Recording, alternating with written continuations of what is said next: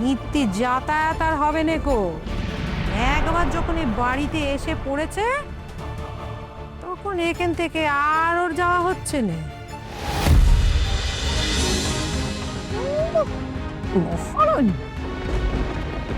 একটা বাকি পর্যন্ত খরচ করলে না আমাদের কথায় উত্তর দিতে। সব ওনার দয়ার পাত্তর বুঝি। তুমি আর ছোট ছেলে যে নাটক জুড়েছিলে, হ্যাঁ, অত কথা বলার কি দরকার ছিল বলো তো? লাই দিলে ও মেয়ে তোমার মাথায় নাচবে, জানো না? জানো না তুমি?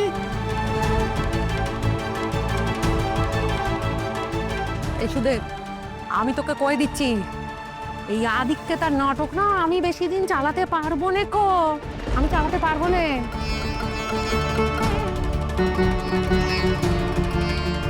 যত তাড়াতাড়ি এ বাড়িতে ওর মন বসে সে ব্যবস্থা কর শিগগির। দাঁড়া তো, সবে তো লাজু ঘরে পা দিল, এখন 2 দিন ওকে এগিয়ে নিয়ে রাখতে দাও। জানোই তো কেমন জেদি মেয়ে ছেলে, বেশি জোর করলে হয়তো এদিক পানে আর আসবেই না। না আসাই ভালো ছিল। ভালো মেয়ে তো, তাই ভুল করে তোমাদের ফাঁদে পা দিয়ে ফেলেছে। তবে তোমরা কিন্তু এমনটা ভেবো না যে লাজুকে আটকে রাখবার জন্য তোমরা সব নাটক করবে আরো বারবার সেই ফাঁদে পা দেবে। আমি দেবো না এমনটা হতে।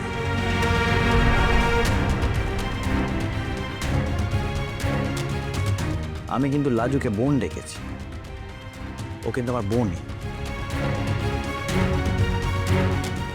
দরকার আমি নিজে গিয়ে তাকে শহরে রেখে আসবো।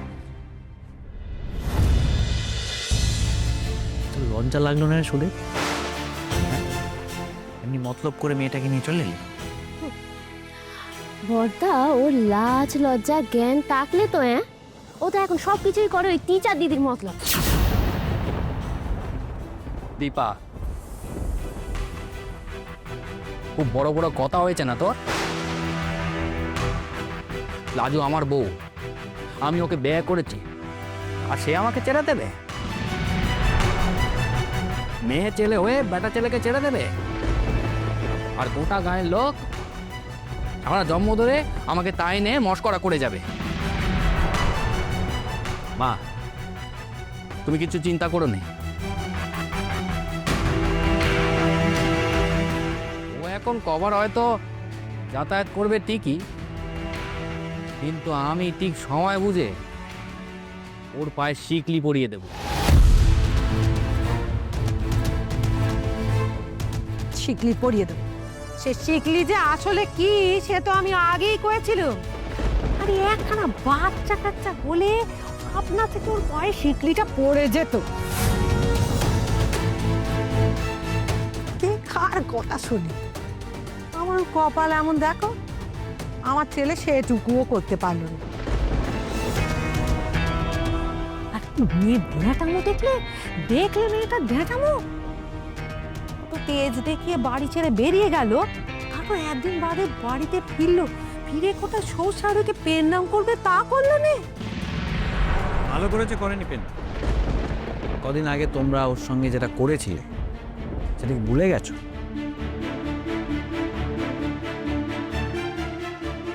ও কিন্তু তোমাদের মুখের ওপর কোনো খারাপ কথা বলেনি, চুপচাপ মাথা নিচু করে সমস্তটা সয়েছে।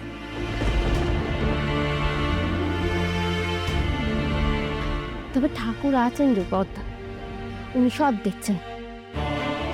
তোমরা এইসব যে মতলব করছো না মা, দেখবে ওগুলো তোমরা কিচ্ছু করে উঠতে পারবে না।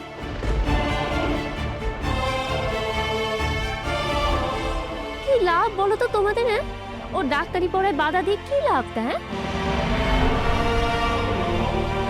আরে বাবা, ও ডাক্তার হলো তো আমাদের ভালো, গায়ের ভালো।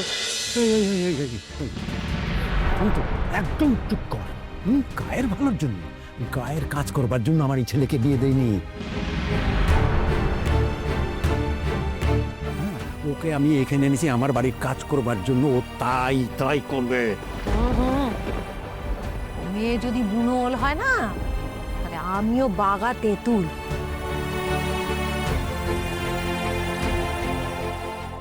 কি ভেবেছেটা কি সারা গাঁয়ের সামনে আমাদের মুখে চুনকালি দিয়ে চলে গিয়েছিল বলে আমি কি ওকে ডরাবো নাকি? হ্যাঁ, ওটি হচ্ছে না।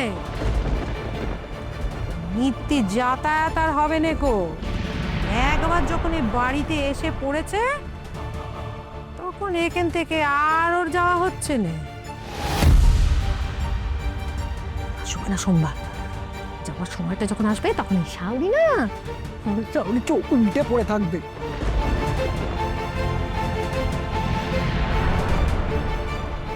দেখি না তখন কি করে। হ্যাঁ, এইটা ঠিক হবে। কটা দিন আপাতত ওকে জলচুতো করে এখানে রাখা যাবে, তারপর পাকাপাকি ভাবে ওকে কি করে আটকে রাখা যায় সে দেখা যাবে। কোন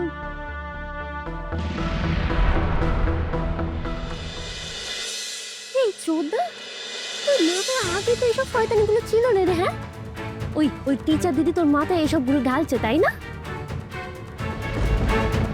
দেখ, আমি কিন্তু একটা কথা তোকে বলে রাখছি, ওই টিচার দিদি না প্রথম থেকে তোর খারাপ করা ছাড়া ভালো কিচ্ছু করেনি। সে শুরু থেকে শুধুমাত্র তোর কোতেই করে থাকছে। আর আমার তো মনে হয় তুই এইসব কাজকর্মগুলো এখন ওর কথাতেই করছিস, তাই তো? তুই কিন্তু আবার একটা বিপদে পড়বি, আমি বলে দিলাম তোকে। হ্যাঁ, একবার তোকে তো শিখতে হয়নি, বারবার একই ভুল করে চলেছে এই দাদা। তোকে না নিজের ভাই বলতে এখন লজ্জা করে। আমি তোরা সকালে ডুবে গেলেন সব। পরের বউ ও তো বাইরের দিকে পাঠিয়েছে রে। ঘরের বউকে না ঘরে থাকার জন্য আনা হয়েছে, সে ঘরেই থাকবে।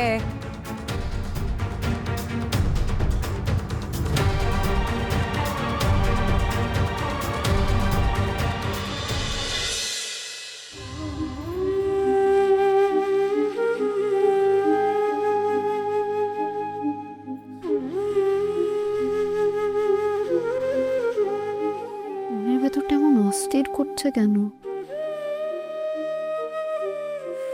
খালি মনে হচ্ছে খারাপ কিছু একটা হচ্ছে।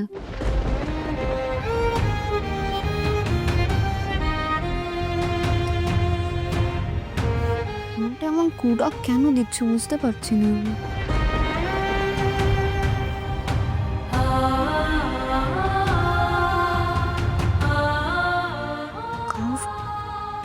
খারাপ কিছু হয়নি তো? সবাই ঠিক আছে তো?